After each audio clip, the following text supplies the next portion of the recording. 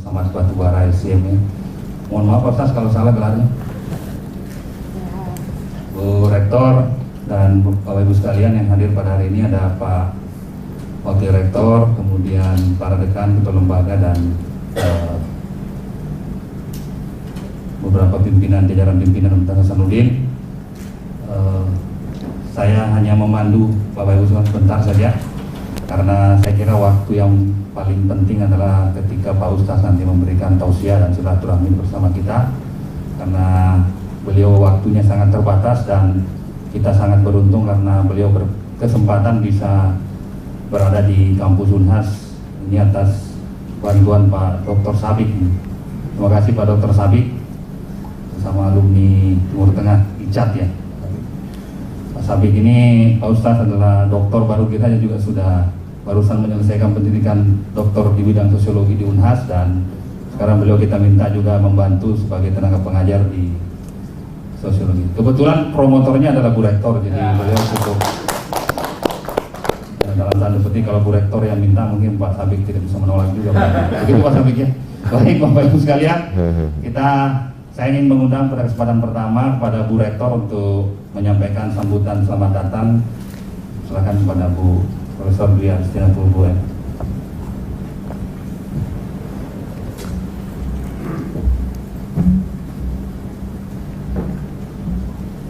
Bismillahirrahmanirrahim. Assalamualaikum warahmatullahi wabarakatuh. Waalaikumsalam. Alhamdulillahirrahmanirrahim. Wassalatu wassalamu ala ashrafil anbiya wa mursalin Sayyidina Muhammad wa ala alihi washabihi ajma'in, amma ba'd.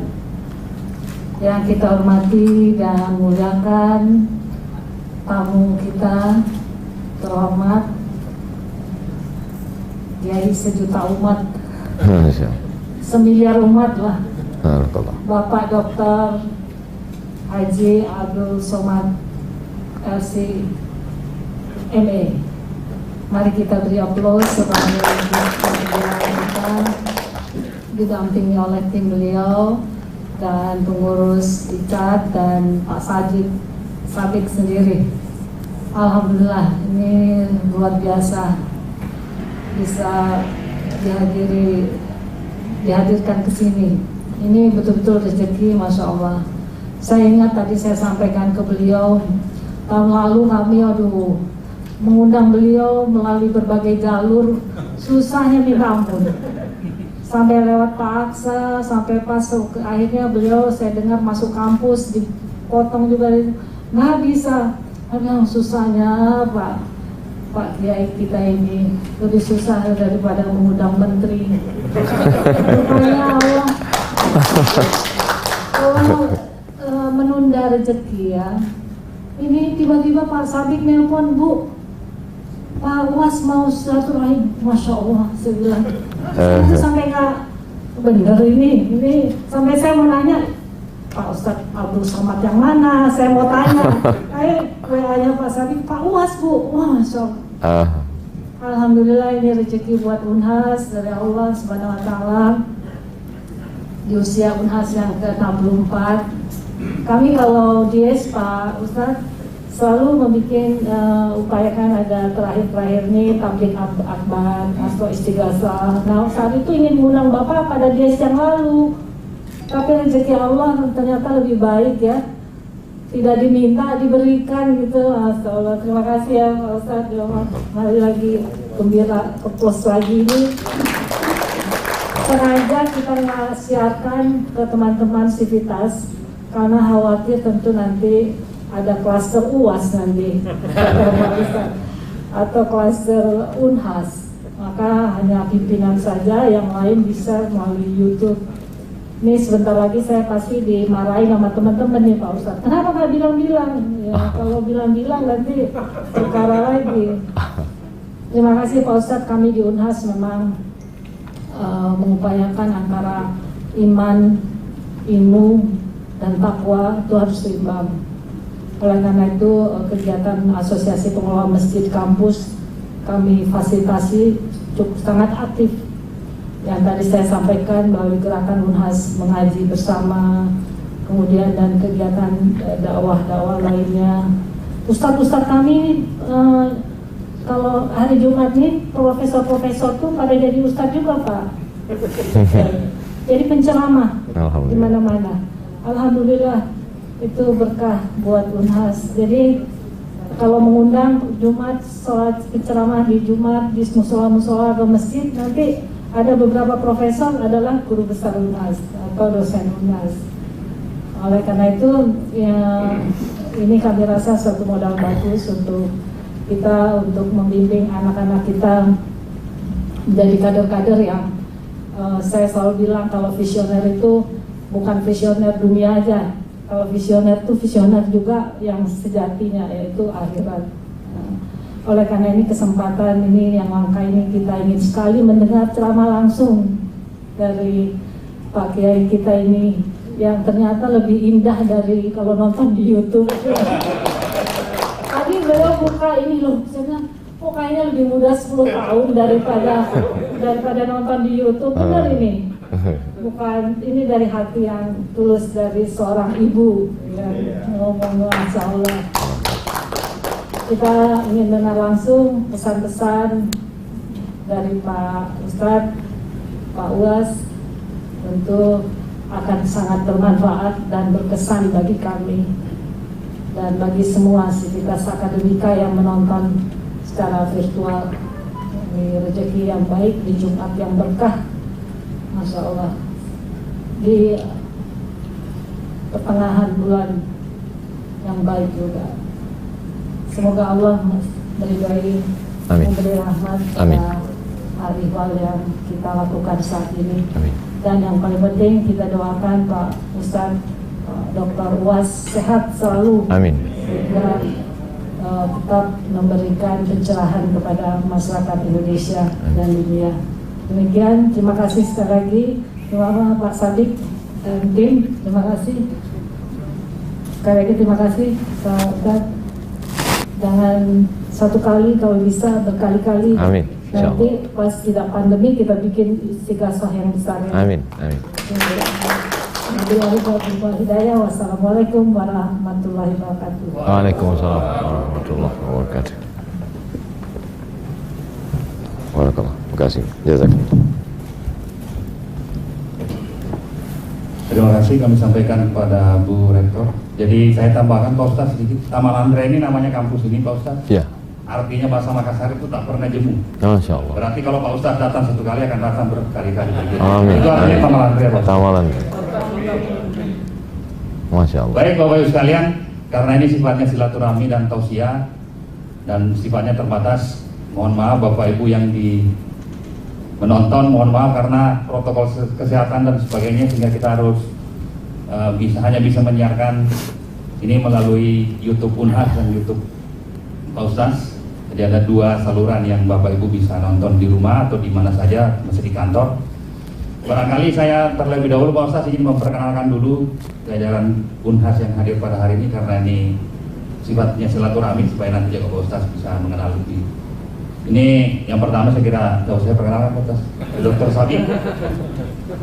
Kemudian Pak WR4, Prof. Nasrum, ini bagian dokteran. Kemudian WR3, Prof. Arsunan, dokter gigi tapi ngajar di FKM. Kemudian selanjutnya Prof. Jamaluddin Jompa, beliau dekan sekolah pasca. Beliau ini ahlinya di kelautan. Kemudian sebelahnya Pak Dekan Kehutanan, Assalamualaikum. Kemudian di belakang ada Bu Arianti, Dr. Arianti, Dekan Fakultas Keperawatan. Kemudian Bu Dr. Ica Aisyah, ini Dekan Ilmu Kelautan Perikanan. Kemudian yang siap baca doa katanya hari ini Dekan Fakultas Kedokteran Gigi Dr. Ruslim. Ali bedah mulut. Bedah mulut nih, dokter gigi Ali bedah mulut. Kemudian Prof. Lela, ini Dekan Fakultas Peternakan.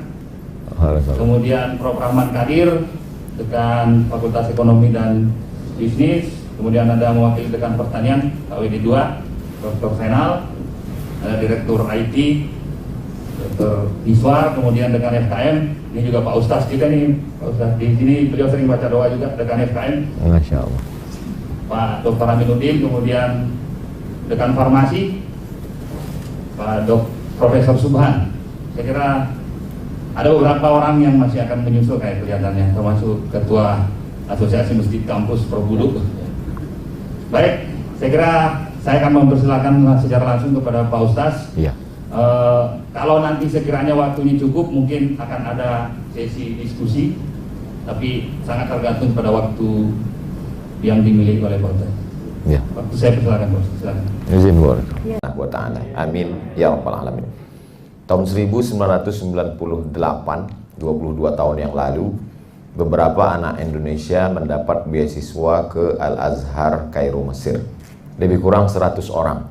Tapi karena krisis moneter, yang sanggup berangkat waktu itu lebih kurang 74 orang. Dan saya dari Riau, beberapa sahabat dari Sulawesi Selatan. Salah satunya adalah yang ada di depan saya, Ustadz Bunyamin. Beliau dari Sidrap. Ini perlu saya ceritakan asbabun nuzul kenapa saya sampai ke Sidrap. Lalu kemudian yang mengatur semua jadwal saya di Pulau Sulawesi ini, tidak hanya Sulawesi Selatan, di beberapa kabupaten kota, saya buat satu pulau saja, karena kata pepatah Arab, Shahibud dar a'lamu bidarihi. Yang punya rumah lebih mengerti isi rumahnya. Saya tidak mau datang ke satu daerah yang ngaturnya saya dari Pulau Sumatera, karena kami tidak mengerti. Apalagi sekarang banyak sekali jebakan-jebakan Batman. Oleh sebab itu maka kakak kelas kami, kalau kami angkatan 98, maka beliau angkatan 96, 2 tahun di atas kami. Beliau adalah Ustadz siapa? Ustadz Hasbi. Hasbi artinya cukuplah aku saja. Jadi tak ada yang lain, beliau saja. Saya sebenarnya mau menjelaskan Ibu Rektor, jadi jadwal-jadwal yang tidak dapat itu beliau yang mengatur.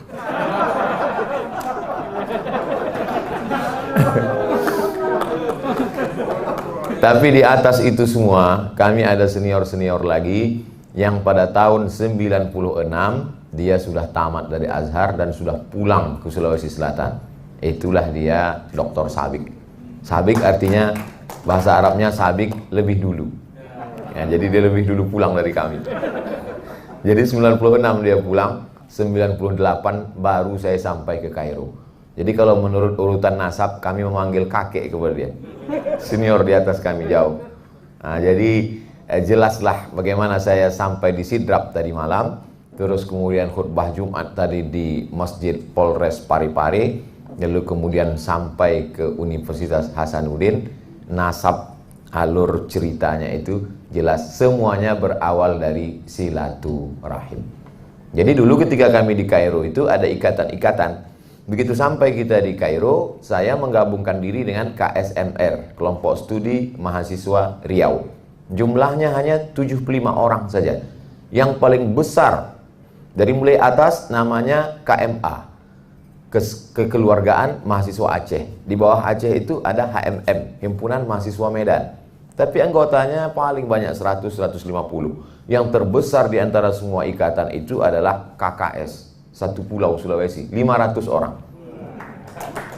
Nah, oleh sebab itu maka silaturahim kami diikatlah kekeluargaan ini dengan ikatan besarnya namanya PPMI, Persatuan Pelajar Mahasiswa Indonesia, yang jumlahnya waktu kami kuliah dari tahun 98 sampai 2002 itu berjumlah 2.474 orang. Saya ingat betul hitungan itu karena nanti ujung-ujung hitungan itu adalah untuk perhitungan berapa jumlah yang akan diambil menjadi petugas haji gratis. Karena jatah kita ada 100 orang dan kalau begitu berarti 25 orang itu berarti 1 orang. Jadi Riau yang waktu itu 75 mendapatkan jatah untuk petugas haji 3 orang, diambil oleh ketua 1, tinggal 2 orang, yang 2 ini diundi. Nah, jadi undian ini terkait dengan jumlah anggota. Yang sekarang kabarnya mahasiswa Indonesia antara 5.000 sampai 7.000 orang.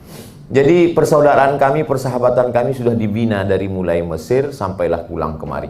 Dan ketika saya sampai ke Sulawesi Selatan, yang pertama kali menjemput mengundang saya adalah ICAT, Ikatan Cendekiawan Alumni Timur Tengah. Di Aceh ini namanya IKAT, Ikatan Alumni Timur Tengah. Tapi sampai ke Sulawesi Selatan berubah menjadi ICAT, karena memang semua C sudah berkumpul di sini. Coto Makassar. Jadi Icat berkumpul dan saya waktu itu surprise sekali karena Ustadz Somad kita akan pergi ke hotel menemui, begitu sampai di Icat terkejut karena semua kawan-kawan berkumpul senior-senior. Jadi saya lebih memaknai saya ceramah itu adalah menjalin silaturahim lagi. Jadi dari mulai saya ke Aceh sampai ke Palembang sampai ke Sorong Papua, daerah timur Indonesia semuanya saya maknai silaturahim. Makanya saya katakan ke sahabat-sahabat saya mau ceramah ke satu tempat itu mesti ada 3 unsur. Yang pertama, saya mesti ketemu dengan jamaah seluruhnya, itu yang kita kemas dengan tablik akbar. Yang sekarang itu tidak bisa kita lakukan. Dulu sebelum saya datang diminta video untuk mengajak orang. Sebelum datang sudah disebar banner dan baleho. Sekarang sebelum datang dibisikkan jangan sampai orang tahu dia datang. Karena khawatir akan jadi klaster. Ya, jadi memang begitu keadaannya. Yang pertama saya ingin datang ke satu daerah itu ketemu dengan masyarakat umum dikemas dalam tablik akbar. Yang kedua, saya mau ketemu dengan tokoh-tokohnya. Karena kata pepatah, menjinakkan buaya itu mudah. Yang sulit itu menjinakkan pawang-pawang buaya. Kalau pawangnya sudah bersatu, buayanya tinggal ikut saja. Oleh sebab itu saya mau ketemu dengan tokoh-tokoh, baik itu tokoh agama, tokoh adat, tokoh masyarakat, untuk menyatukan persepsi bagaimana ke depan. Lalu kemudian yang ketiga adalah saya ketemu dengan pengusaha-pengusaha, bisnismen, sehingga di sana ada pondok pesantren yang kebanyakan santri, kurang WC. Ada orang kaya yang bingung uangnya mau dibuang kemana. Kita ingin menjadi jembatan yang mempertemukan dua komunitas ini. Kalau 3 unsur ini ada, saya akan datang. Tapi kalau hanya sekedar ngaji, tablik akbar, maka itu bisa kita wakilkan melalui daring, online, televisi, dan lain sebagainya. Makanya saya selalu meminta tim itu dari Aceh sampai ke Sorong, Papua, itu semuanya sahabat-sahabat saya dari Azhar atau sahabat-sahabat kawan-kawan yang mengerti tentang dunia dakwah, sehingga kunjungan itu tidak hanya sekedar pengajian, euforia sesaat ramai, setelah itu habis seperti membangun istana pasir di tepi pantai yang begitu cantik dan indah, lalu kemudian datang ombak, dia sapu hilang sekedip mata. Jadi kehadiran saya ke Sulawesi Selatan, 3 unsur itu dapat. Tadi di Masjid Agung Sidrap ramai, semua ada. Lalu kemudian kemarin ketemu dengan Icat, kawan-kawan alumni Timur Tengah, dan kehormatan yang luar biasa buat saya bisa bertemu dengan profesor-profesor, guru besar dari mulai farmasi sampai semua keilmuan ada.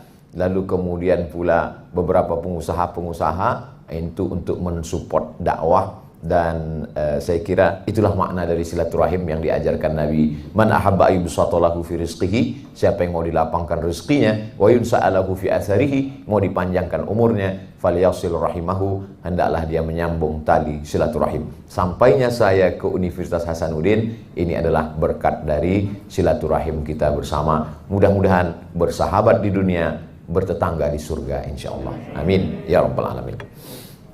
Poin pertama silaturahim. Poin yang kedua, bahwa saya sudah lama mendengar Universitas Hasanuddin, menonton di televisi, membaca di koran, ada keinginan untuk datang, ada kerinduan untuk bertemu, bertatap muka, tapi kemudian jalannya tidak dapat. Dan tidak mungkin saya menelpon Ibu Rektor, Bu, tolong undang saya. Rupanya Ibu Rektor beserta Bapak Ibu Wakil Rektor, Bapak Ibu Dekan ingin saya hadir. Saya pun sebenarnya ingin hadir, tapi rupanya saya berkehendak, kita berkehendak, Allah Maha berkehendak.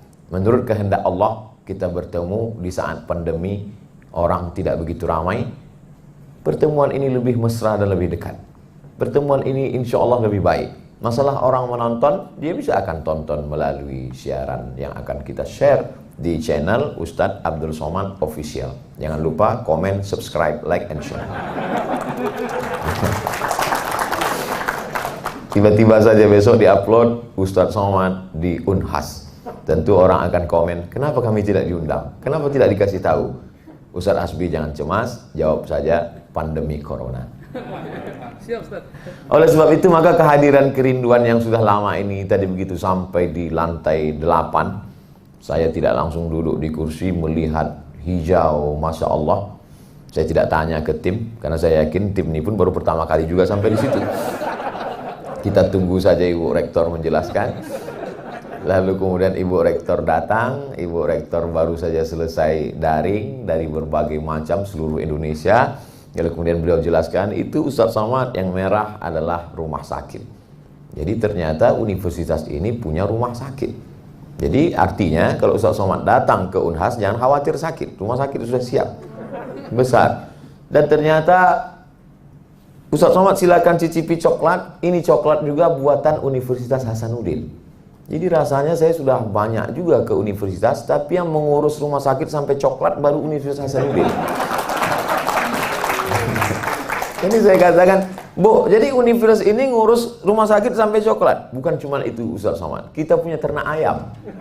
Dan kita punya juga ternak sapi, 1000 ekor di sana. Dan kita juga punya pulau yang dikelola dan di situ ada keramba ternak ikannya. Dan di sana juga. Jadi ternyata universitas ini, dulu saya pernah mendengar, ada seorang profesor berkata, kata dia begini, mahasiswa jangan sampai ternak ikan di atas kertas. Ini yang terjadi, yang dikhawatirkan oleh sebagian kampus. Kuliah di mana? Fakultas Pertanian. Kerja sekarang di mana? Teller bank. Mau tidak mau, suka tidak suka, itu fakta dan terjadi di tengah masyarakat. Kenapa? Beternak ikan di atas kertas. Kalau disuruh dia menerjemahkan, memberikan definisi, ternak menurut etimologi, ternak menurut terminologi, ternak menurut cara ternak, tahu dia. Tapi ketika ditanya, pernah kamu beternak? Tidak. Universitas Hasanuddin tidak seperti itu, karena dia punya peternakan. Oleh sebab itu ada 4 unsur yang diuntungkan. Pertama, mahasiswanya bisa praktek langsung. Yang kedua, dia tidak hanya penyuluhan tapi bisa memberikan pendampingan kepada masyarakat. Karena kita tahu masyarakat ini tidak bisa disuluh. Kalau disuluh di tengah gelap, mati lampu, dia gelap lagi. Dia mesti didampingi sampai pagi. Yang ketiga, bahwa negara diuntungkan. Sekarang kita pikirkan bagaimana kita yang setiap hari makan daging. Ada anak orang menikah, walimah, makan daging kambing, makan daging sapi. Akikah anak, makan daging kambing, makan daging sapi. Tapi ternyata sapi dan kambing kita tidak cukup untuk masyarakat yang begitu banyak. Saya yakin dan percaya, kalau seluruh universitas di Indonesia mengikut seperti yang dilakukan Unhas, tidak perlu kita ekspor sapi dan kambing. Oleh sebab itu hari ini saya datang kemari bertemu dengan profesor-profesor. Di masa akan datang insya Allah kita bertemu langsung di kandang sapi, di kandang kambing dan di peternakan. Sehingga kita melihat bagaimana masyarakat tahu, bagaimana ini menjadi iklan, bagaimana ini menjadi gerakan yang besar. Karena semua mesti berawal dari kampus. Kampus melting pot, kampus tempat mencetak, kampus tempat berpikir, kampus tempat menebarkan ide-ide. Tapi dia hanya tidak sebatas ide di makalah, presentasi, seminar, lokakarya, tapi dia ada aplikasi yang nyata di tengah masyarakat. Dan dari yang saya alami, yang saya lihat nyata sendiri, ini tidak hanya menyentuh bidang peternakan, tidak hanya pertanian, tidak hanya mengelola daging ayam, tidak hanya mengelola coklat, tapi ternyata sampai khutbah Jumat pun digarap oleh profesor-profesor. Ini satu sisi positif luar biasa, tapi bagi Icat ini bisa jadi ancaman. Dulu saya selalu mengatakan, ini anak-anak yang hafal Quran ini mau kemana? Mau dibawa kemana anak hafal Quran? Apakah setelah menghafal Quran mereka hanya akan sekedar menjadi guru mengaji, menjadi imam tarawih? Lalu saya berpikir begini, betapa indahnya kalau ayat-ayat Al-Quran tentang penciptaan manusia berawal dari nutfah, sperma, berubah menjadi alaqah, darah yang menggumpal, menempel di dinding rahim, berubah menjadi mudghah, segumpal daging, berubah menjadi izam, tulang, fakasawna li'izama lahma, lalu tulang itu dibalut oleh daging, tsumma ansha'nahu khalqan akhar, menjadi makhluk yang sempurna. Ketika ayat itu dibacakan oleh seorang yang mengerti tentang SPOG, spesialis obgyn kandungan, maka dia menjelaskannya amat sangat meyakinkan. Kalau Abdul Somad yang menjelaskan ayat itu, kata orang Arab, man takallama fi ghairi fannihi atabil ajaib. Siapa yang bicara bukan pada bidangnya, bicaranya ajaib-ajaib. Aneh-aneh saja yang dia jelaskan itu. Teori apa itu? Tapi kalau yang menjelaskan, Dan ternyata yang baru saya bicarakan tentang Profesor Objin cerita ayat kandungan, tentang orang yang mengerti tanaman bercerita tentang ayat-ayat Al-Quran, bercerita tentang pohon kayu, saya baru berpikir Universitas Hasanuddin sudah melakukannya melalui profesor-profesor yang ke masjid. Jadi ketika kami dulu belajar di Al-Azhar, masjid itu disebut dengan jami'. Sedangkan universitas itu disebut dengan jami'ah. Beda masjid dengan universitas hanya ada pada huruf ta yang di ujung itu. Masjid jami' berawal dari kata Jumat. Masjid yang ada sholat Jumatnya disebut dengan jami'. Ketika masjid berubah menjadi universitas, tinggal ditambahkan ta marbutah di ujung, berubah menjadi jami'ah. Bagaimana dari masjid berubah menjadi jami'ah? Dan Ibu Rektor tadi dalam sambutannya sudah menyatakan itu dua-duanya ada di Universitas Hasanuddin. Jami'nya ada, jami'ahnya ada. Di beberapa masjid ada jami', tapi jami'ah tidak ada. Di beberapa kampus ada jami'ah, tapi tak ada jami'. Bahkan ketika kita mau sholat, Pak Rektor, kita sholat di mana? Mohon maaf, masjid belum selesai. Baru peletakan batu pertama. Tapi kita Masya Allah, tabarakallah, ada masjid, ada jami'ah. Jadi kalau orang bercerita tentang universitas tertua di dunia adalah Jami' Al-Azhar yang berubah menjadi Jami'atul Azhar. Tapi sebenarnya kalau kita melangkah lebih jauh ke Afrika Utara, ada yang lebih tua daripada Jami' Al-Azhar, yaitu Jami' Zaitunah. Jami' Zaitunah berubah menjadi Jami'ah Zaitunah University di Tunisia.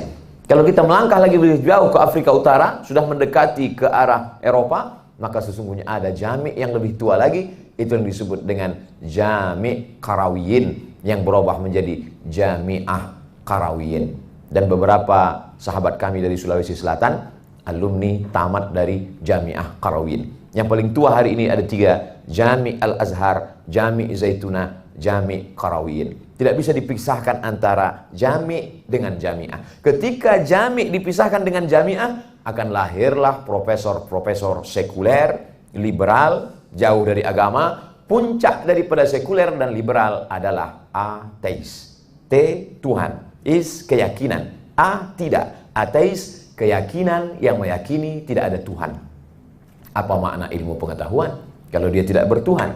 Oleh sebab itu, Universitas Hasanuddin tidak membawa-bawa agama, tidak membawa-bawa nama Islam, tapi dari namanya itu adalah nama tokoh Islam kebanggaan. Kami dari timur Indonesia, Pulau Sumatera, mendengar nama Hasanuddin adalah orang yang kami banggakan. Dalam perjuangan, gugur sebagai syahid, dalam satu hembusan nafasnya cinta kepada agama, dalam hembusan nafasnya juga cinta kepada negara. Karena dalam Islam diajarkan hubbul watan minal iman. Cinta kepada tanah air bagian daripada iman. Memang di saat ini kita lebih baik tidak membawa nama agama, tapi spirit agama. Untuk apa kita bawa botol kecap, tapi isinya minyak babi?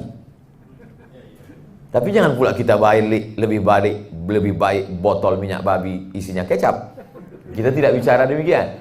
Kita ingin bahwa ada nilai spiritualitas dalam pendidikan. Karena itulah ruhnya. Karena kalau hanya bicara tentang ilmu pengetahuan, bicara tentang kemajuan teknologi, itu hanya cangkangnya, itu hanya kulitnya saja. Kalau isinya ini mati, maka dia akan hampa dan kosong. Dari pernyataan Ibu Rektor tadi, betapa para profesor-profesor ini di satu sisi dia di kampus sebagai dosen, tapi ternyata dia masih sempat mengisi khutbah Jumat. Karena di beberapa tempat saya sholat, saya tanya, Pak Profesor Anu tak hadir, sibuk seminar Pak Ustadz. Terus dia tak ke sini. Ini masjid ini untuk S1 aja Pak Ustadz. Ternyata ada persepsi bahwa kalau sudah profesor tidak ke masjid lagi. Tapi itu tidak ada di Unhas. Di Unhas malah yang khutbah Jumat profesor. Nah, itu bagi saya pribadi kebanggaan yang luar biasa. Kenapa? Bahwa mereka sudah selesai S1, S2, S3, postdoktoral dengan jabatan dekan, kajur sampai ke wakil rektor, tapi mereka tetap tidak meninggalkan masjid betapa jami' dengan jami'ah tidak terpisahkan, dan itu terus akan diwariskan sampai akhir zaman insyaallah. Amin ya rabbal alamin. Jadi bercerita tentang kampus, bagaimana dulu ketika Islam ini hadir dari peradaban yang biasa-biasa saja, batang masjidnya, tiangnya hanya batang korma, lalu kemudian atapnya hanyalah daun korma yang dianyam, lalu kemudian tanahnya pun tanah pasir begitu sederhana. Tapi lalu kemudian kenapa menjadi agama yang luar biasa sampai ke seluruh penjuru dunia? Karena di sana ada ilmu pengetahuan yang luar biasa. Sampai pada khalifah bernama Abu Ja'far Al-Mansur, dia susunlah sebuah tim. Tim ini menerjemahkan buku-buku klasik dari Greek Yunani. Lembaga itu disebut dengan Darul Hikmah. Dar artinya rumah, hikmah ilmu pengetahuan. Darul Hikmah, rumah ilmu pengetahuan. Semua buku berbahasa Yunani, dari mulai kedokteran sampai astronomi bahkan astrologi, diterjemahkan ke dalam bahasa Arab dan dibaca oleh anak-anak umat Islam. Mereka yang awalnya hanya belajar Quran dan belajar hadis, tiba-tiba mereka mendapat gelar yang disebut dengan the second teacher. Jadi kalau guru pertamanya itu dari Yunani, maka guru keduanya adalah Al-Farabi. Lahirlah Ibnu Sina yang dikenal dengan Avicenna. Lahirlah kemudian yang disebut dengan Averroes, padahal dia adalah Ibnu Rus. Ibnu Rus dalam satu hembusan nafasnya dia adalah ahli fikih 4 mazhab. Kitab pertama yang menggabungkan mazhab Hanafi, Maliki, Syafi'i, Hambali dalam kitab berjudul Bidayatul Mujtahid wa Nihayatul Muqtasid, ditulis oleh Imam Ibnu Rus. Sampai hari ini patung Ibnu Rus tetap kekal abadi di Andalusia, Spanyol.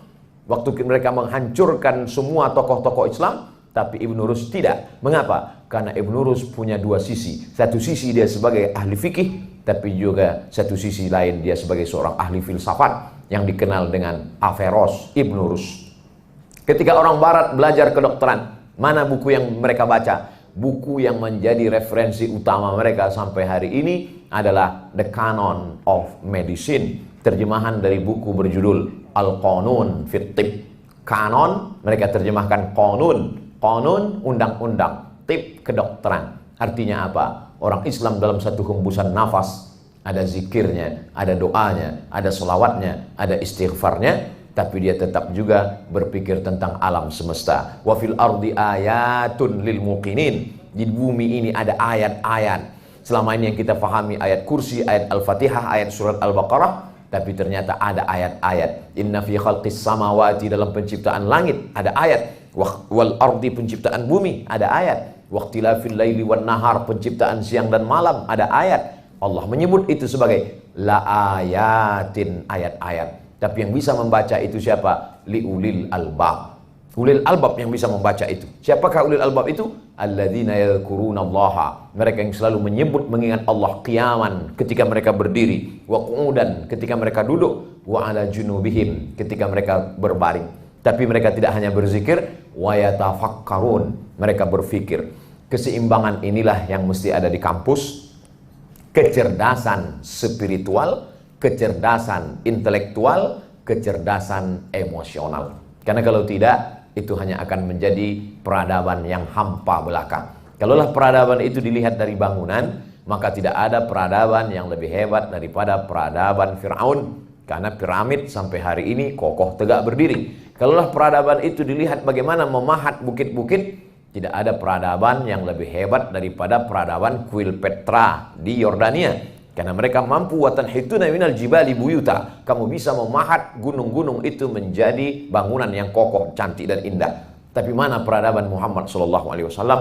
Ketika kita melihat replika tempat tidur Nabi, meleleh air mata jamaah ketika masuk dalam museum samping Masjid Nabawi, melihat rumah Nabi yang penuh dengan kesederhanaan. Tapi beda antara tangisan intelektual dengan tangisan jamaah yang biasa. Seorang intelektual menangis. Kenapa Bapak Profesor menangis?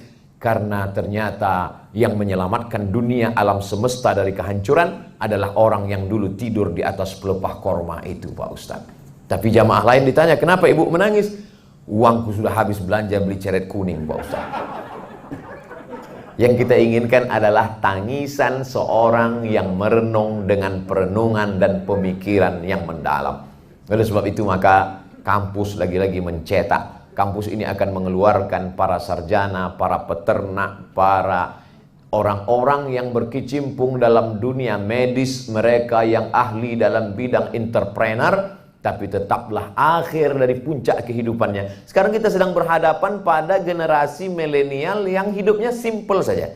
Setelah ini dia dapat uang, kerja, rumah, kendaraan, nikah, punya anak, liburan, selesai. Selalu saya bagikan kertas ke anak-anak muda. Coba tulis apa perjalanan hidup kalian ke depan. Selesai ini kerja, dapat gaji, beli rumah, beli kendaraan, nikah, punya anak, selesai. Saya bilang kalau hidup kalian cuman begitu, apa beda kalian dengan kucing? Apa beda kalian dengan mas koki yang ada di akuarium, pagi, petang, makan, punya kehidupan, setelah itu mati listrik, habis oksigen, mati. Selesai. Ada visi misi yang lebih besar daripada ini. Apa dia? Menyelamatkan alam semesta. Kalaulah dulu orang Islam itu tidak punya visi misi menyelamatkan alam semesta, mereka pasti akan tetap saja sholat sunat tasbih, sholat sunat duha, berzikir, baca Quran di taman Raudhah, menunggu malaikat maut datang, hidup selesai. Tapi setelah Nabi Muhammad SAW meninggal tahun 94 Hijrah, mereka sudah sampai ke bumi Andalusia. Belum sampai 100 tahun kematian Nabi Muhammad SAW. Makkah naik ke atas, Madinah naik ke atas, negeri Syam, Yordania, Suriah, Lebanon, Palestina, menyeberang Laut Merah, masuk ke Mesir. Dari Mesir mereka menyeberang ke Libya, Tunisia, Aljazair, Maroko. Dari Maroko mereka menyeberang Selat Gibraltar sampai ke Andalusia. Belum 100 tahun kematian Nabi Muhammad SAW. Apa yang mereka cari ke sana? Yang mereka inginkan adalah kuntum khaira ummah, kamu umat yang terbaik, ta'muruna bil ma'ruf, mengajak orang berbuat baik, wa tanhauna 'anil munkar, mencegah dari perbuatan mungkar. Mereka tidak berada di zona aman, hidup tenang, nyaman, tentram di Madinah, melupakan. Karena dalam Islam diajarkan man dalla ala khairin falahu mithlu ajri fa'ilihi, siapa yang mengajak kepada kebaikan, dia mendapatkan pahala yang sama. Dipukul ombak, dihempas gelombang dari Yaman, sampailah mereka ke Sulawesi, sampai ke Kalimantan, sampai ke Papua. Apa yang mereka cari? Kalau hanya kehidupan, negeri Yaman sama dengan kehidupan yang ada di Sulawesi dan Papua, sama dengan yang ada di Sumatera. Lalu yang mereka cari itu apa? Mereka ingin menebarkan hidup mereka anggap sebagai persinggahan. Di tempat singgah sementara itu, mereka ingin menebarkan kebaikan-kebaikan. Saya singgah sejenak di Universitas Hasanuddin, diberikan mikrofon untuk berbicara, tapi bicara saya ini, kalau ada yang melihat, kenapa Ustadz Abdul Somad tidak seperti biasanya? Tentu beda bicara di depan profesor-profesor ini. Bangkit juga grogi kita. Oleh sebab itu tadi saya lihat jam, saya awali pukul 4.15, maka saya akan akhiri pukul 5 kurang 15, 30 menit. Karena masyarakat biasa saya ceramah 60 menit. Tadi di Masjid Agung Sidrap 60 menit. Kalau di depan profesor itu cukup 30 menit karena kepala mereka sudah penuh. Bapak Ibu yang dimuliakan Allah Subhanahu wa taala, poin pertama saya bicara tentang silaturahim. Poin kedua saya bicara tentang kampus kombinasi antara jami' dan jami'ah, antara kecerdasan intelektual dengan spiritual dan emosional. Yang terakhir, yang ketiga, yang terakhir adalah bahwa ketika kita sudah berkata asyhadu an la ilaha illallah wa asyhadu anna muhammadar rasulullah, saat itu setan sudah putus asa untuk menggoda kita. Dia tidak lagi goda kita untuk menyembah dia, karena kita sudah katakan tiada Tuhan selain Allah. Walakin fit tahrish, tapi dia tanamkan permusuhan, gesekan, clash.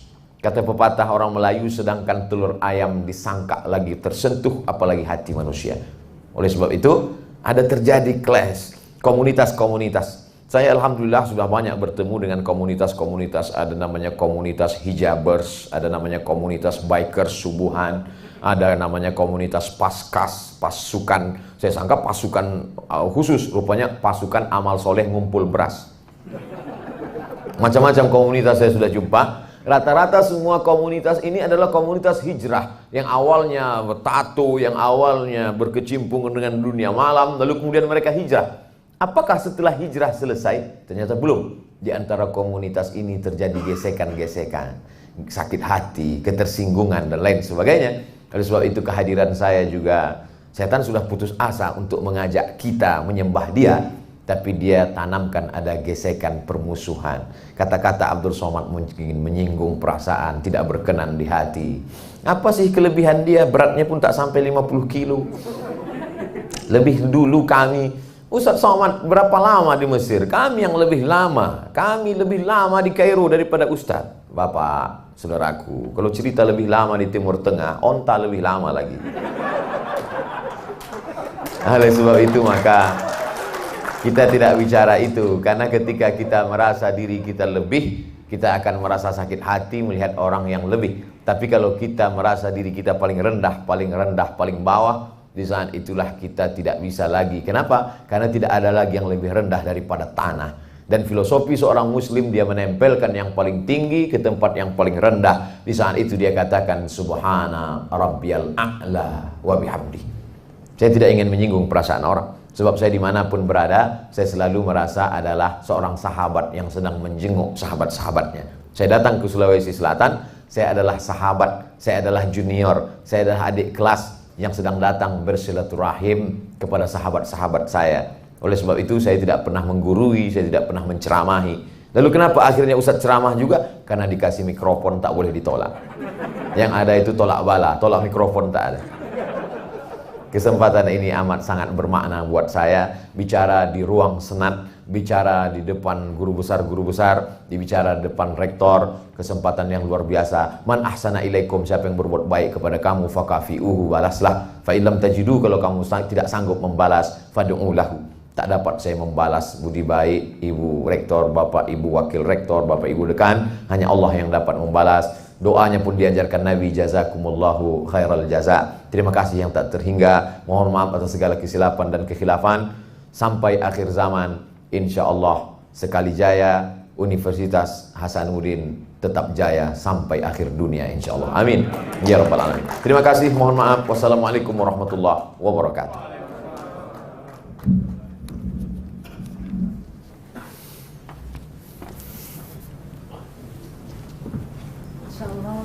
Barakallah, barakallah. Orang Boleh? Saya udah jawab dari sini. Ya. baik, terima kasih Pak Ustaz. Kelihatannya Pak Ustaz masih punya waktu kira-kira 15 menit maksimal. Saya ingin memberikan kesempatan kepada Bapak Ibu satu atau dua orang yang mungkin ingin bertukar pikiran. Saya tidak mau ingin bertanya, Pak Ustaz tadi sudah menjelaskan, beliau tidak akan menggurui di sini. Yang pertama silakan Prof Jamal, mungkin yang selanjutnya Pak Hasrul. Silakan Prof Jiji. Assalamualaikum warahmatullahi wabarakatuh. Saya kira saya tidak boleh berpanjang-panjang ini Pak Ustaz, karena nanti dianggap menggurui. Saya masih banyak berpikir dan merenung tadi ketika menyinggung masalah keseimbangan dunia akhirat, menyeimbangkan antara kecerdasan emosional, intelektual, dan spiritual. Tapi kalau kita lihat upaya-upaya para pemikir ini, pemikir Islam, pemikir bangsa, kadang-kadang itu porak-poranda, tak mampu mengendalikan satu hal yang saya lihat baik itu di dunia, termasuk Amerika saat ini yang kacau balau karena masalah perpecahan silaturahmi di bidang politik tadi itu. Saya pun mengamati waktu Pak UAS digadang-gadang untuk menjadi calon pemimpin negara, lalu kemudian menolak. Saya bertanya-tanya, apakah memang ini yang harus kita lakukan? Kita menolak aja jadi pemimpin supaya seperti apa? Ini yang saya mau dapat pencerahan dari Pak Ustaz. Bagaimana sebaiknya kita menyikapi secara Islami? Pilkada lebih dekat lagi, ini mungkin bulan-bulan Desember, dan ini adalah sumber perpecahan umat yang saya lihat yang belum mampu kita selesaikan di Indonesia, dan saya kira di dunia juga seperti itu. Adakah rumus-rumus kiat-kiat supaya kita bisa meredam ini dan memperkuat silaturahmi, tapi proses demokrasi bisa jalan, kebangsaan bisa mulus dengan kekuatan Islam dan kekuatan pemikir-pemikir Islami tentunya. Dan kira-kira kita berkontribusi seperti apa yang untuk memuluskan ini. Sekian, Pak. Baik. Izin boleh. Terima kasih Profesor Jamal. Jadi saya ada membaca buku tipis judulnya Al-Munqidh Minad Dhalal, penyelamat dari kesesatan. Ditulis oleh Imam Abu Hamid Al-Ghazali, meninggal tahun 505 Hijrah bertepatan dengan 1111 Masehi. Saya ingat karena mudah mengingatnya. 505 1111. Jadi Al-Ghazali ini dulu sampai pada puncak popularitas. Kalau dia ceramah di Baghdad, maka yang mengikut dia di belakang itu 70.000 orang. Jadi sangat populer waktu itu. Belum ada YouTube aja udah begitu terkenalnya. Bagaimana kalau Al-Ghazali itu hidup sekarang? Lalu sampai pada puncak popularitas itu, Al-Ghazali menjadi rektor di Universitas Nizamiyah. Nama rajanya waktu itu Nizamul Muluk. Usianya 37 tahun. Jadi pada puncak karir, pada puncak di tengah masyarakat dia populer, di tengah kampus dia sampai pada puncaknya, dia punya penyakit galau, syak. Sampai akhirnya dia melihat untuk apa semua ini? Jabatan dengan popularitas ini untuk apa? Dia melihat di tepi sungai ada kayu. Kayu itu bengkok. Tapi kemudian ketika ditarik kayu itu lurus.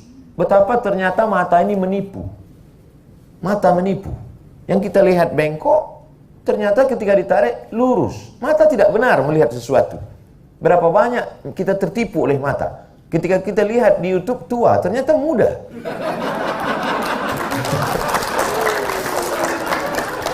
Akhirnya Al-Ghazali merasakan ada suatu keraguan tentang panca inderanya. Kalau begitu mataku tidak benar, telingaku juga tidak benar. Kalau begitu akalku juga tidak benar melihat dunia ini. Itulah sebabnya Al-Ghazali masuk ke dalam tasawuf. Jadi awalnya Al-Ghazali itu pemikir yang luar biasa. Makanya dia membantah filsafat habis-habisan. Kata dia akal itu semu. Maka dia bantah filsafat. Dia tulis buku berjudul Tahafut Al-Falasifah, jatuhnya filsafat. Dia membantah Syiah. Dia tulis buku judulnya Fadaih Al-Batiniyah. Dia juga membantah pemikiran yang tidak sesuai. Sampai akhirnya dia berkelana selama 11 tahun. Lalu kemudian dia menemukan apa yang dia sebut dengan ma'rifah. Ma'rifah adalah pengetahuan dari Allah Subhanahu wa taala setelah habisnya wahyu, yaitu dengan cara ilham, dan ilham itu diperoleh dengan riyadhah, menahan makan, menahan minum, menahan hawa nafsu. Akhirnya dia sampai pada puncak pengetahuan yang sempurna itu ketika dia ditanya orang, "Apa ma'rifah itu wahai Ghazali?" Ghazali menjawab, "Nurun yaqdhifullahu fi qalbi 'abdi", cahaya yang ditembakkan ke dalam hati seorang hamba. Jadi ketika kita lawan keinginan-keinginan ini, maka disitulah Allah akan memberikan suatu pengetahuan yang sempurna. Dia ceritakan secara singkat dalam Al-Munqiz Minadh Dhalal. Artinya apa? Bahwa segala yang kita lihat ini belum tentu hakikat yang benar. An-nasu niyam, kata Sayyidina Ali. Manusia ini seperti orang tidur. Kita ini semua tidur. Falamma matu intabahu. Nanti ketika dia mati barulah dia sadar bahwa dia sebenarnya dalam tidur panjang dengan mimpi yang indah sekali. Ada yang mimpi jadi ustadz viral, ada yang mimpi jadi guru besar. Dan setelah mati barulah sadar, sementara yang kita bawa bekal mati itu sebenarnya hanyalah 2 rakaat di waktu pagi duha, 2 rakaat di tengah malam, dan beberapa khutbah di masjid yang menyegarkan umat. Itu pun kalau ada yang mendengarkan, sebagiannya tidur panjang. Dan sisanya hanyalah seperti debu yang diletakkan di telapak tangan lalu dihembuskan dan hilang, tidak bermakna. Oleh sebab itu menjadi guru besar, menjadi dosen adalah bagaimana kita membawa mereka, walaupun bukan kajian tafsir, bukan hadis, tapi dengan sesuai dengan keilmuan kita masing-masing. Apakah di fakultas kedokteran, apakah di perikanan, apakah di pertanian, apakah di peternakan, bagaimana dengan ilmu-ilmu yang semuanya datang dari Allah ini bisa melembutkan hati, bisa bermanfaat buat masyarakat. Apakah ada jaminan orang belajar hadis lebih dulu masuk surga daripada peternakan? Belum tentu. Inna akramakum indallah atqakum. Yang paling mulia di sisi Allah, yang paling takut kepada Allah. Yang paling mengerikan itu adalah ada orang yang kelihatannya mencari dunia, tapi sebenarnya dia cari akhirat. Tapi yang paling menakutkan daripada itu, ada yang kelihatannya mencari akhirat, tapi sebenarnya dia mencari dunia. Oleh sebab itu, saya selalu merasa, jangan-jangan kau Abdul Somad diundang ceramah, diundang khutbah, diundang doa, diundang tabligh akbar, nampaknya kau seperti mencari akhirat. Tapi sebenarnya yang kau cari dunia. Yang kau cari berapa subscriber, berapa follower. Mereka kelihatannya mencari dunia. Yang mereka ajarkanlah ilmu medis, yang mereka ajarkan ilmu kedokteran, yang mereka ajarkan ilmu farmasi. Tapi di balik itu sebenarnya mereka sedang mencari akhirat. Nanti baru kita benar-benar tahu posisi kita di hadapan Allah pada saat Allah memperlihatkan faman ya'mal mithqala dzarratin khairan yarah. Sebesar biji sawi pun kebaikan itu kau buat akan tampak di ujung matamu, kata Allah Subhanahu wa taala. Adapun menyikapi dunia seperti saat ini, memang yang paling baik kita memposisikan diri untuk menjadi kepala daerah, karena dengan punya kekuasaan kita bisa lebih banyak berbuat. Maka saya pesankan ke dua sahabat saya ini, kalian berdua saya bilang kalau kalian punya potensi mampu jadi kepala daerah, calonkan diri kalian. Yang satu namanya Ustadz Benyamin, yang satu namanya Ustadz Hasbi. Cuman ini bermasalah kalau mereka berdua ini berkoalisi, Bunyamin dengan Hasbi itu di baleho nama itu tidak baik sama sekali. Maka saya bilang saya pun nanti menjadi jurkamnya payah itu untuk bersuara. Tapi artinya apa? Ada salah seorang Ustadz supportlah saya jadi kepala daerah. Saya bilang 3, dengar baik-baik. Tanggup kak kamu tiga ini? Ada satu kepala daerah itu awalnya bisnismen lalu menang di pilkada. Apa keluhan dia? 1, dulu saya punya waktu untuk keluarga Sabtu Ahad berlibur. Sekarang tidak. Kenapa? Karena hari Sabtu Ahad itulah orang ramai bertamu ke rumah saya karena dia sangka saya libur. Kedua, dulu ketika saya masih bisnismen uang banyak. Sekarang bisnis terlantar, tidak bisa saya kontrol karena saya mesti menjadi kepala daerah. Otomatis pendapatan berkurang, pengeluaran lebih besar. Tapi ada yang ketiga Ustaz.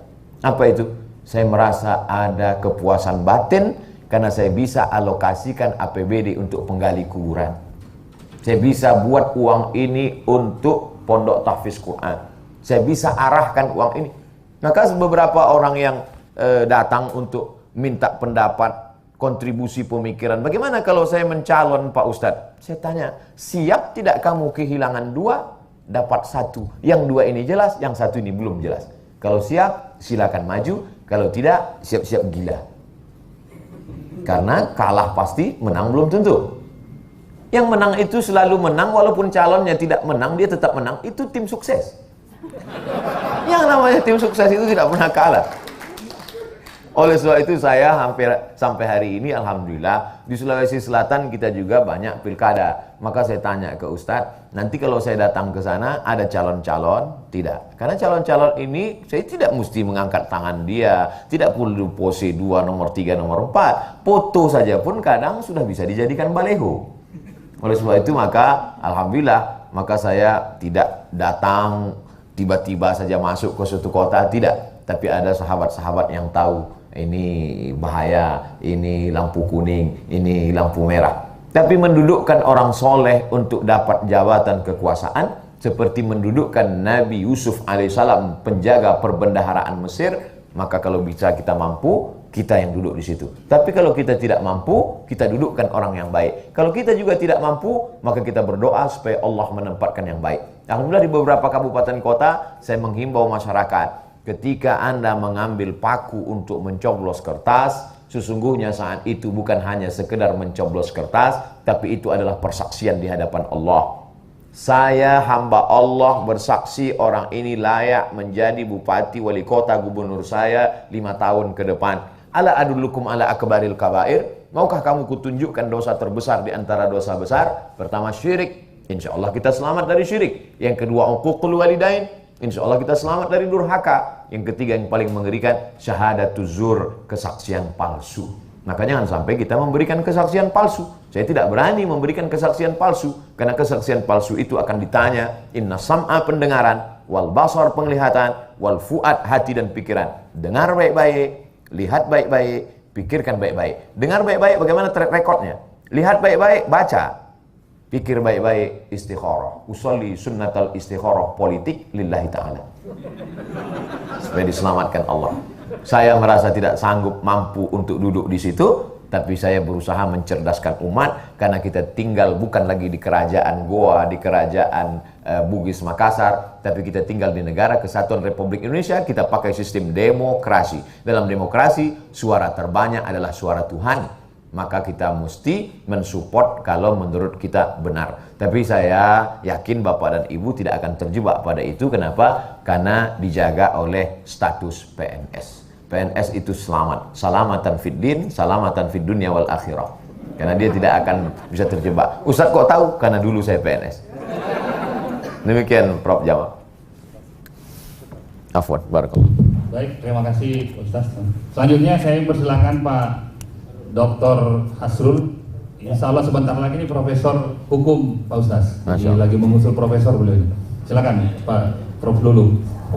Ya, assalamualaikum warahmatullahi wabarakatuh Ustaz. Waalaikumsalam. Senang ketemu Ustaz selama ini di YouTube terus Ustaz. Alhamdulillah. Dan tetap saya subscribe sebentar ini. Pertanyaan tadi yang tadi Ustaz terakhir katakan, kenapa ini kan di kampus Ustaz? Kenapa Ustaz mundur jadi dosen? Apa karena mau ngejar akhirat? Terima kasih Ustaz.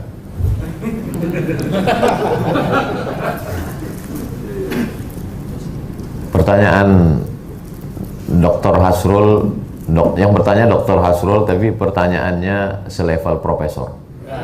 Karena tak lama lagi akan jadi profesor, insyaallah. Amin. Jadi saya tidak bisa jawab di depan orang banyak karena akan menjadi fitnah. Ya, saya akan jawab empat mata dengan Dr. Hasrul. Insyaallah. Jadi saya selalu mengajarkan bagaimana berislam itu tidak difahami secara lugu. Jadi saya selalu mengatakan di mana-mana, mumpung tanda tanganmu masih berlaku, wahai gubernur, wali kota, menteri, presiden, pakailah untuk menolong agama Allah sesuai dengan kemampuan kita masing-masing. Jadi jangan sampai kita meninggalkan dunia. Jadi kalau saya jadi dosen, ada 3 yang bisa saya sentuh di masyarakat. Ujung masyarakat ini kan ujung tombaknya, pucuk-pucuknya dapat, tapi akar pohon kayu juga mesti kuat. Itulah intelektual.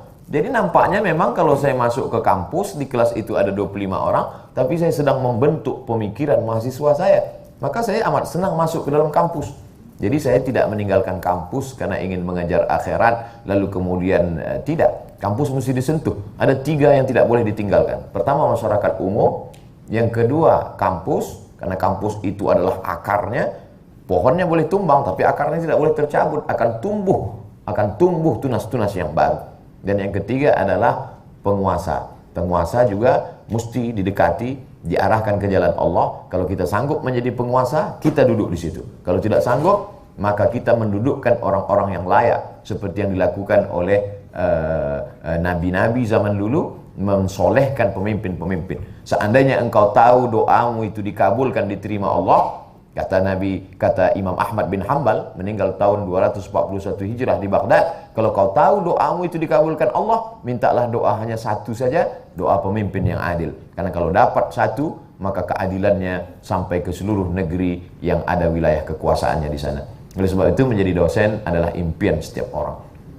Saya menjadi dosen adalah impian saya. Karena saya dulu bercita-cita selesai S1 saya pulang, saya mesti S1 nilainya tidak boleh makbul. Karena dulu di Al-Azhar ada aturan kalau makbul tidak boleh S2. Maka ada istilah makbul indallah. Karena tidak bisa S2. Setelah itu saya pulang, saya mencari beasiswa, saya dapat, saya lanjutkan ke Maroko. Lalu kemudian setelah itu saya pulang, saya jadi dosen, saya tetap ngurus pangkat, walaupun saya ceramah, saya ngurus pangkat. Dan setiap laporan beban kinerja dosen BKD, saya dosen pertama yang melapor. Tidak pernah saya tinggal, absen juga tidak pernah tinggal. BKD saya dosen pertama melapor. Dan mengurus pangkat juga saya duluan. Sampai akhirnya kata yang menerima bagian administrasi, Ustadz sudah naik golongan 3D. Dan tidak akan mungkin 4A kalau tidak doktor. Khalidina fiha 3D. Kekal selamanya di 3D. Tidak akan mungkin 4A kalau tidak doktor. Maka Ustaz mesti doktor. Gayung bersambut. Sahabat saya dapat program doktor 5.000, saya pun mendaftar. Kemudian saya sidang PhD 24 Desember 2019 dapat gelar doktor. Doktor dulu tidak bisa 4A karena tidak ada ijazah doktor. Sekarang ijazah doktornya ada, PNS-nya tak ada. betapa tidak semua kemauan kita tercapai. Oleh sebab itu saya keluar bukan karena mengejar akhirat, karena bagi saya menjadi dosen, menjadi PNS itu juga bisa berselancar menuju akhirat. Adapun jawaban khususnya nanti kita akan empat mata insya Allah. Sekayanya yang empat mata memang itu yang ditunggu Pak Lulu kayaknya. Baik Pak Ustadz, saya mohon izin Pak Ustadz, saya ingin menambah satu pertanyaan. Ini yang saya sampaikan tadi, kebetulan kami di UNAS itu ada beberapa masjid musola, dan saya ingin mempersilahkan salah seorang dari ketua asosiasi pengurus masjid kampus, itu beliau dekan Fakultas Kedokteran, profesor juga, jadi saya ingin mempersilahkan beliau memberikan apakah komentar atau pertanyaan. Masya Allah. Terima kasih. Assalamualaikum warahmatullahi wabarakatuh. Waalaikumsalam. Nama saya Masya Allah. Abdul, Masya Allah. Dekan Fakultas Kedokteran Universitas Hasan. Izin Bu Rektor. Jadi saya ditunjuk sama Bu Rektor untuk menjadi pengurus asosiasi masjid kampus Pak Ustaz. Di UNHAS ini ada sekitar 10 masjid kecil, ada di fakultas, ada musola-musola. Oh, banyak. Dan masjid yang terbesar kita itu di pintu 1, Masjid UNHAS. Bukan dari situ Pak Ustaz, saya masuk di UNHAS ini tahun 1985, hampir 40 tahun yang lalu. Tapi kalau saya bagi 40 tahun itu menjadi 3 zaman, saya melihat ada pergeseran-pergeseran nilai antara kehidupan mahasiswa di kampus ini yang hubungannya dengan aktivitas kemahasiswaan dengan aktivitas anak-anak masjid. Pada tahun 90-an, saya melihat bahwa yang mengurusi lembaga-lembaga kemahasiswaan itu adalah anak-anak yang hampir DO, yang beringas-beringas, yang pelariannya ke organisasi mahasiswa. Kemudian masjid itu diisi oleh anak-anak kampung yang tempat-tempat kosnya itu ya biasa-biasa, dia pergi ke masjid belajar bersama. Begitu tahun-tahun 2000-an, perasaan saya dan mungkin juga teman-teman di sini yang juga merasa bahwa tahun 2000-an itu lembaga kemahasiswaan sudah mulai diisi oleh anak-anak pintar, anak-anak milenial. Tapi anak-anak masjid sudah mulai diisi oleh anak-anak pesantren yang suka menghafal Al-Quran dan lain sebagainya. Masih terpisah Ustaz. Tapi saat ini begitu saya bergaul dengan 10 musola masjid di kampus ini, ada pergeseran yang Masya Allah, menurut saya ini adalah pergeseran yang sangat bagus. Ada Bapak Wirtiga sini, Prasunan, pengurus lembaga kemahasiswaan saat ini itu adalah notabene ada anak-anak masjid. Dan mereka itu anak-anak pintar, dan rupanya anak-anak masjid sekarang ini yang mengurusi masjid itu anak-anak yang banyak juga mengurusi organisasi mahasiswa. Dan mereka anak-anak pintar, dan jarang di antara mereka yang DO Ustaz. Bahkan kalau ada wisudaan, misalnya syukuran di masjid saya diundang, kau ternyata sudah selesai ya Pak, saya Alhamdulillah selesai 4 tahun pas, saya hafal 15 juz selama tinggal di masjid, Masya Allah. Ada pergeseran Pak Ustaz, dari tahun 80-an, tahun 2000-an sampai saat ini, kita ini seperti sangat bangga dan penuh harapan karena organisasi mahasiswa ini diisi bukan semuanya, tapi hampir sebagian besar menurut saya itu sudah anak-anak yang sangat elok budinya, itu mantan pengurus masjid yang menghafal Al-Quran dan prestasinya bagus-bagus. Bahkan pernah sekali Ibu Rektor mengisulah sini, anak tepat waktu dari Fakultas Hukum itu anak penghafal Al-Quran. Dan saya ingin menyampaikan ini di depan Pak Ustaz. Mungkin memang ada pergeseran-pergeseran lebih baik saat ini di dunia kampus dan di persoalan karakter anak-anak mahasiswa kita di anak-anak masjid. Ada informasi Pak Ustaz, saya pikir Ustaz Somad tahu kira-kira bagaimana gelombang-gelombang mahasiswa saat ini yang sudah mulai rasa dekat dengan masjid, tapi mereka juga ingin menjadi orang intelektual. Dan itulah harapan-harapan bangsa ke depan. Bagaimana kira-kira Pak Ustaz pendapatnya setelah beberapa lama di Kairo, kemudian kembali ke tanah air, melanjutkan buana ke sana kemari, bergaul dengan anak-anak muda. Karena kelihatannya seperti ini pergerakan dan nuansa pergeseran kemahasiswaan di kampus, khususnya di Universitas Hasan. Terima kasih Ustaz. tes, kami ada jalur menerima masuk tanpa tes bagi penghafal Al-Quran. Oh, Masya Allah. Hafiz berapa juz, Iya. apalagi sampai 30 juz, biar baru berapa 25 juz. Dia Program khusus. ya, Barakallah. Analisa yang pertama kali saya dengar, belum pernah saya dengar sebelumnya, belum pernah saya baca, tentang pergerakan mahasiswa kampus dengan masjid tahun 80-an, 2000-an, 2020-an. Ternyata begitu kalau profesor spesialis mata menjadi pengamat. Jadi kalau hanya sekedar dokter mata, yang dilihatnya hanya mata dan kabel-kabel yang ada di mata orang, itu saja. Tapi kalau dia punya perhatian ganda, mengamati bagaimana masjid, yang dulu sebelumnya masjid itu diisi oleh anak-anak kampung, hanya sekedar menginap numpang tidur di masjid, lalu kemudian yang aktivisnya adalah yang brutal, beringas karena gagal, DO, tidak tamat-tamat, lalu kemudian terjadi perubahan, yang mengisi di masjid ini adalah mulai penghafal Quran, tapi yang intelektualnya tetap terjadi pergeseran antara air laut dengan air sungai, tidak ketemu. Tapi kemudian apa yang terjadi pada tahun 2020-an, dia sebagai aktivis kampus, dia yang mahasiswa brilian cerdas, dia juga sebagai aktivis masjid. Kabar gembira bagi saya yang berceramah, makin semangat untuk menyuarakan ini, dan orang-orang yang sudah hampir putus asa, apa tidak putus asa dengan narkoba, dengan prostitusi, LGBT, ternyata ada harapan baru dari Prof. Oleh sebab itu ini akan saya sampaikan, akan saya tulis dalam update status saya nanti malam, supaya kampus-kampus ini bangkit bersemangat. Jadi kalau yang era 2020-an yang hari ini dia sebagai aktivis kampus yang juga penghafal Quran, dia aktivis kampus tapi dia juga bisa jadi imam di masjid hari ini, maka 10 tahun akan datang, dia yang akan menjadi pejabat, dia akan menjadi entrepreneur, dia akan menjadi dokter spesialis, dia akan persis seperti yang saya ceramahkan selama ini. Jadi ini adalah cita-cita. Andai kita mati menghadap Allah Subhanahu wa taala, idza waqa'an ala ahadikumul qiyamah, kalau kamu sudah mau mati, wa fi yadihi fasilah, di tanganmu ada bibit korma, falyughrisha, tanamkanlah. Kita mati, kita tidak sempat mencicipi manis buahnya, kita tidak sempat bernaung di bawah daunnya yang rimbun, tapi insya Allah pahalanya mengalir. Mungkin kita tidak dapat tiga-tiganya. Shadaqatun jariyah, kita tidak kaya.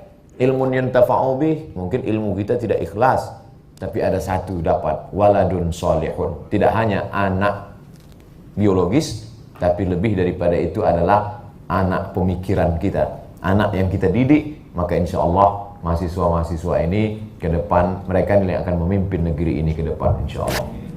Saya tidak banyak komen tentang analisa Prof, tapi itu saya kira pandangan yang luar biasa, membuat kita semakin yakin tentang bahwa anak-anak muda, syabun nasya'a fi ibadatillah, anak-anak muda yang tumbuh dalam beribadah kepada Allah Subhanahu wa taala. Adapun kaitannya dengan mahasiswa ke Al-Azhar, saya kira juga terjadi perubahan yang luar biasa. Saya ketika pulang dari Sudan, itu ada salah satu anak yang dia juga dari fakultas kedokteran ke Sudan untuk mengambil pendidikan agama Islam.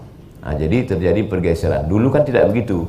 Dulu itu kalau anak itu sudah tidak lulus di universitas negeri, tidak juga lulus di mana, kalau gitu kau kukirim aja lah ke Mesir.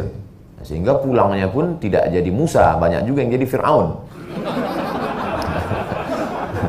Akan tetapi terjadi pergeseran yang luar biasa.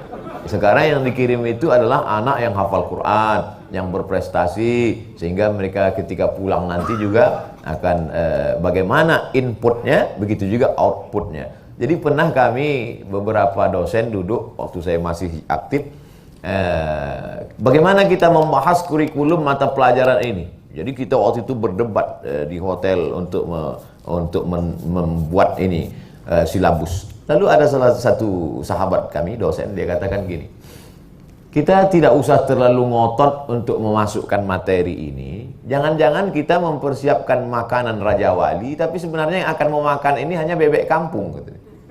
Nah, jadi yang terjadi sekarang, alhamdulillah tidak begitu.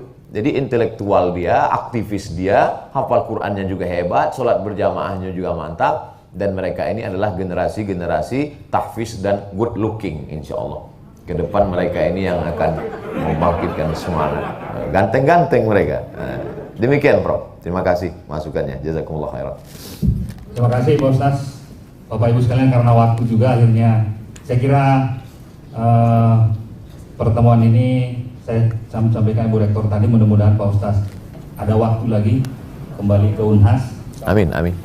Insya Allah Pak Ustaz, di Unhas ini Pak Ustaz akan menyaksikan miniatur Indonesia seandainya tidak COVID, karena mahasiswa kami dari Aceh sampai Papua ada di sini lengkap, dan penerima beasiswa sini sampai 40% Pak Ustaz. Alhamdulillah. S1 itu menerima beasiswa, sehingga memang berasal dari daerah-daerah yang cukup jauh. Alhamdulillah.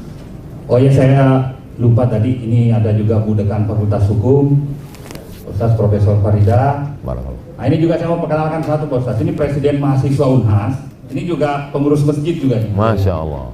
Ini namanya Dinda Fatir. Ini Presiden BEM Mahasiswa.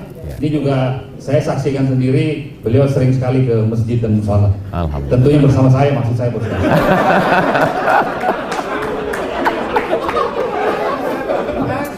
Masya Allah. Baik Bapak Ibu sekalian, saya kira pertemuan ini kita cukupkan sampai sini secara satu hal. bisa Ya, ringkas Pak Dekan. ringkas sekali. Saya cuma mau mengabarkan kepada Ustaz bahwa tahun waktu BKK itu hampir seluruh aktivis Muslim di kampus, di masjid tempatnya untuk merumuskan melawan Soeharto. Lalu kemudian pada era setelah itu muncullah lembaga dakwah kampus. Satu di antaranya Fahri Hamzah. Itu waktu pertemuan terakhir di Unhas sebelum terbentuk kami.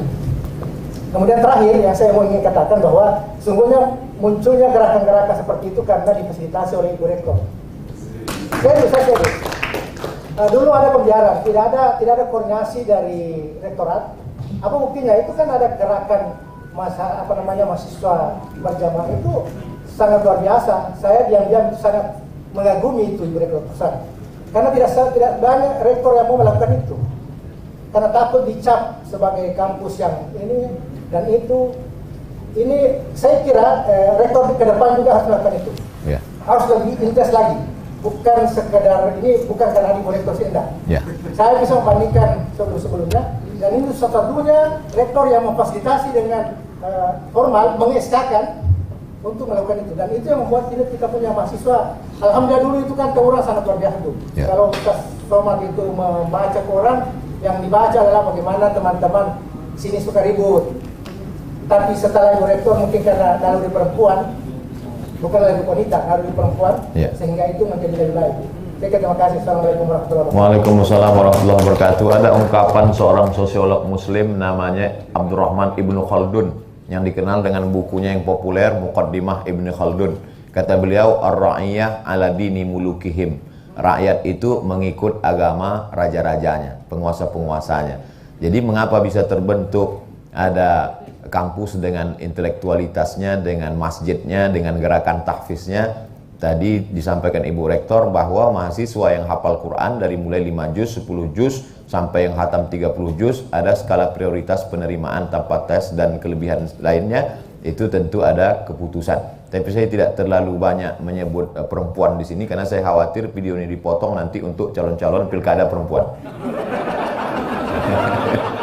Tapi yang jelas beda sentuhan perempuan. Tadi juga disampaikan kalau Ustaz Somad masuk dulu, beda antara tampilan kampus ini dengan sekarang. Sekarang lebih lembut, lebih soft, sehingga masyarakat datang tidak hanya datang belajar kemari, tapi juga menikmati alam kampus yang asri. Oleh sebab itu maka memang dalam Islam diajarkan al-mu'minun laki-laki, wal mu'minat ada disebut perempuan, ba'duhum awliya'u ba'd. Mereka saling bekerja sama.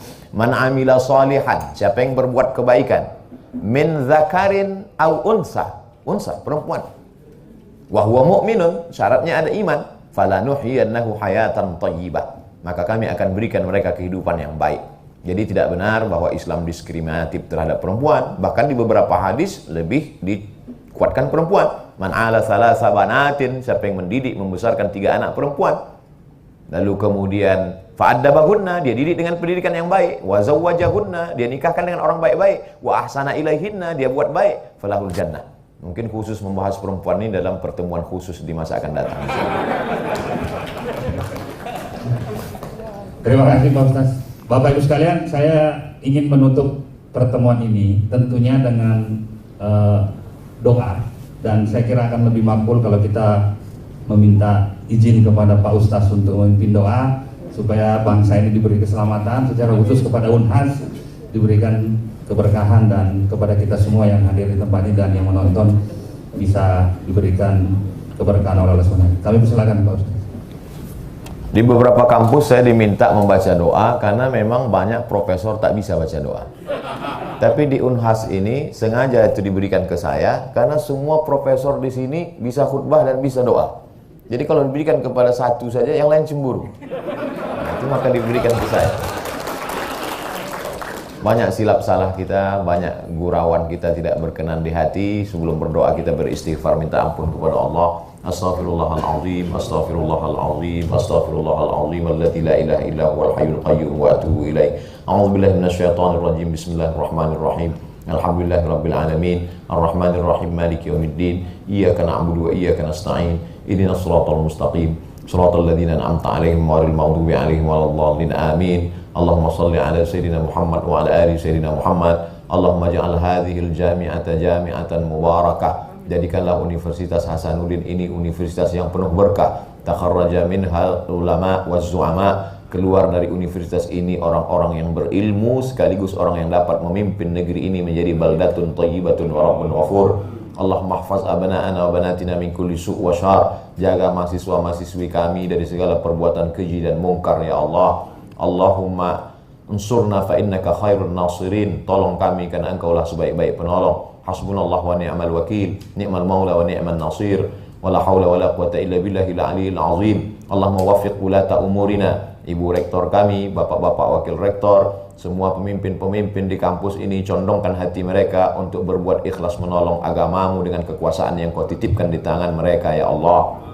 Waj'alhum umana'aka ala ardika. Jadikan mereka orang-orang yang amanah, mengemban amanah di atas muka bumimu ya Allah. Allahumma inna na'udzubika minal hammi wal hazan.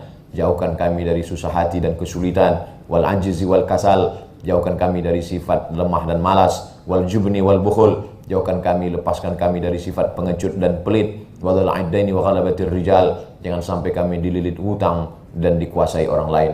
Allahumma inna na'udzubika min ilmin la yanfa'. Jauhkan kami dari ilmu yang tidak bermanfaat. Wa min qalbin la yakhsha'. Jauhkan kami dari hati yang tidak khusyuk, tidak takut kepadamu. Wa min nafsin la tasma'. Jauhkan kami dari hawa nafsu yang tidak pernah kenyang. Wa min du'ain la yusma'. Jauhkan kami dari doa yang tidak dikabulkan. Allahumma rzuqna al-istiqamata 'ala syari'atil gharra. Berikan kami istiqamah menegakkan agamamu ya Allah. Rabbana fir lana dzunubana, ampunkan dosa kami, wali abaina, ayah kami, wali ummahatina, ibu kami, wali azwajina, keluarga kami, wali dzurriyyatina, anak cucu keturunan kami, wali man hadarana, semua yang hadir di majlis ini ya Allah, wali ikhwanina alladzina sabaquna bil iman, saudara-saudara kami yang sudah mendahului kami dengan iman. Allahumma inna nas'aluka salamatan fid din. Selamatkan kami dalam akidah Ahlus Sunnah wal Jamaah. Wa afiatan fil jasad. Sehatkan badan kami supaya kami dapat beramal istiqamah.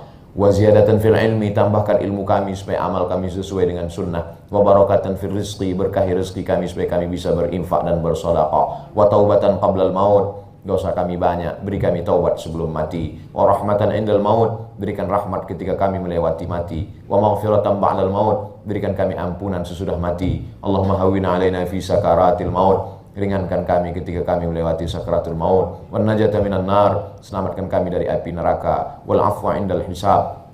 Maafkan kami ketika segala amal kami dihisab di hadapan-Mu nanti ya Allah. Allahumma ja'al akhir kalamina inda intihai ajalina. Jadikan akhir kalam kami ketika ajal kami sampai, yang keluar dari mulut kami la ilaha illallah Muhammadur Rasulullah sallallahu alaihi wasallam. Alaiha nahya, dengan itu kami hidup, wa alaiha namutu, dengan itu kami mati, wa biha nub'atsu, dengan itu kami nanti akan dibangkitkan di padang mahsyar menghadap-Mu. Allahumma adkhilnal jannata ma'al abrar.